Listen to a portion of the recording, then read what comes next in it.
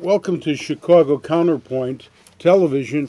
It's a pleasure to be here with Des Clark and being here this evening to support freedom of speech, justice, responsible fatherhood, fathers' rights, and seeking change in our society to make our country the greatest country in the world.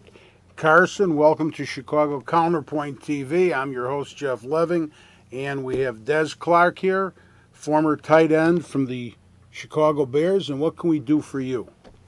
Thanks, gentlemen. Mr. Clark, I'm thrilled to be hearing from you and seeing you. You brought a lot of thrills to us as 88 on the Bears and I miss you on the team. But and both of you gentlemen, your involvement with kids, I think is a wonderful thing. What I seem to notice, though, is that the news seems to be criticizing fathers a lot and for their involvement with kids.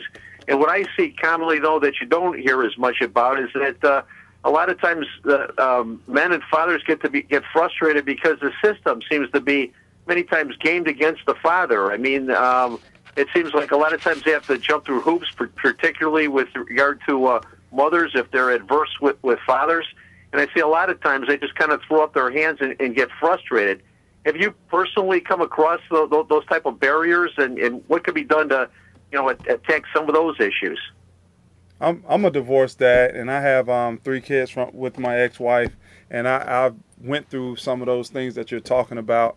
But my kids are too important to me to say I'm just throwing in the towel because I ran into this barrier, I ran into that roadblock. First of all, you got to know what your rights are, and thanks to this guy, I had to come to him for help and to know what can I do, what should I do. So first of all, you got to know what you can do and know how far you can go to try to be involved in your kid's life. But at no point, I don't care how many roadblocks or pitfalls you may have, is never a time to say, I'm just done with it. That means that other person who don't want you to be involved with your kids, they won.